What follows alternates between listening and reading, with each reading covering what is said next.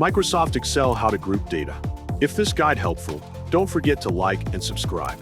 Open Microsoft Excel on your computer or laptop and wait until the Excel Start screen fully appears on your display. Open the Excel file that contains the data you want to group and wait until it finishes loading. Make sure your worksheet and data table are visible so you can review the structure clearly. Review the rows or columns you want to group first and confirm the section boundaries. Click and drag to select the rows you want to group together in one block. You can also select columns instead if needed by dragging across the column headers. Make sure the entire range is highlighted and no required cells are left outside the selection. Go to the top menu and click the Data tab to open the Data Tools ribbon. Look at the Outline group in the toolbar area under the Data tab. Find the Group button in that section and confirm it is available to click. Click the drop-down arrow next to Group to open the Grouping Options menu.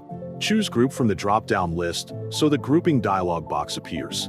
Select whether you want to group rows or columns based on your earlier selection. Click OK to confirm the grouping option and apply the structure to the sheet. Notice the bracket and minus icon appear at the side of the selected rows or columns. Observe the outline bar that shows the grouped range boundaries. Click the minus icon to collapse the group data and hide the detailed rows or columns. Watch the worksheet update as the selected section becomes condensed. Click the plus icon to expand the group data again and show the hidden details.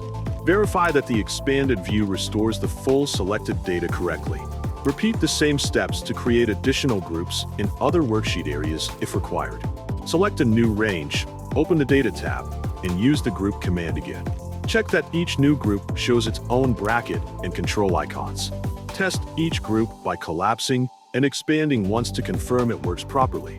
Review the final group structure from top to bottom for accuracy.